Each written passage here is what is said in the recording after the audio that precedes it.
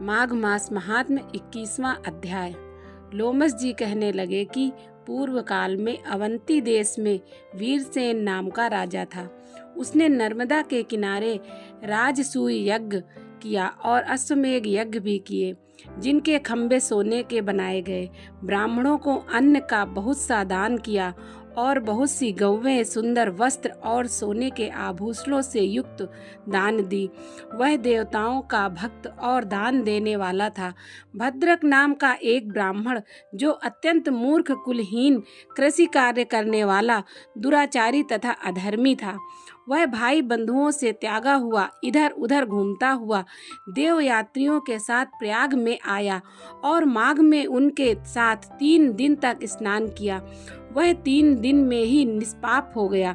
फिर वह अपने घर चला गया।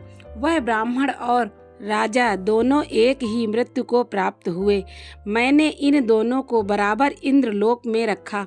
तेज रूप, बल, स्त्री, वस्त्र और आभूषणों में दोनों समान थे।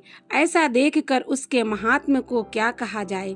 राजसूय यज्ञ करने वाला स्वर्ग के सुख भोग कर फिर भी जन्म लेता है, परंतु संगम में स्नान करने वाला जन्म मरण से रहित हो जाता है। गंगा और यमुना के संगम की हवा के स्पर्श से ही बहुत से दुख नष्ट हो जाते हैं। अधिक क्या कहें। और किसी भी तीर्थ में किए गए पाप माघ मास में प्रयाग में स्नान करने से नाश हो जाते हैं।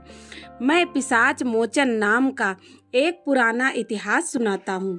इस इतिहास को यह कन्याएं और तुम्हारा पुत्र भी सुने। इससे इनको स्मृति प्राप्त होगी। पुराने समय में देवदूति नाम का बड़ा गंभीर और वेदों का पारंगत एक वैष्णव ब्राह्मण था।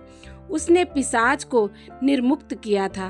वेद निधि कहने लगे कि वह कहाँ का रहने वाला, किसका पुत्र, किस पिशाच को उसने निर्मुक्त किया। आप विस्तार पूर्वक यह सब कथा सुनाइए। लोमस ऋषि ने कहा, किल्पज्ञ से निकली हुई सरस्वती के किनारे पर उसका स्नान था। जंगल के बीच में पुण्य जल वाली सरस्वती बहती थी। वन में अनेक प्रकार के पशु थे और उस ब्राह्मण के श्राप के भय से पवन भी बहुत सुंदर चलती थी तथा समय पर वर्षा भी बरसती थी और वह वन चैत्र रथ के समान था। उस जगह आश्रम में धर्मात्मा देवदूति रहता था। उसके पिता का नाम सुमित्र था और वह लक्ष्मी के वरदान से उत्पन्न हुआ था।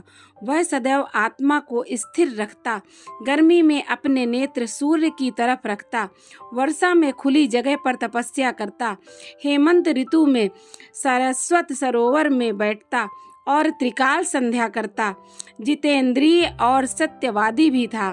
आपसे आप गिरे हुए फल और पत्तियों का भोजन करता था। इसका शरीर सूख कर केवल हड्डियां मात्र रह गई थी। इस प्रकार उसको तप करते हुए वहां पर 1000 वर्ष बीत गए। तप के प्रभाव से उसका शरीर अग्नि के समान प्रज्वलित था। विष्णु की प्रसन्नता से ही वह सब कर्म करता। दधीच ऋषि के वरदान से ही वह श्रेष्ठ वैष्णव हुआ था। एक समय उस ब्राह्मण ने वैशाख महीने की एकादशी को हरि की पूजा कर अपनी सुंदर स्तुति तथा विनती करी।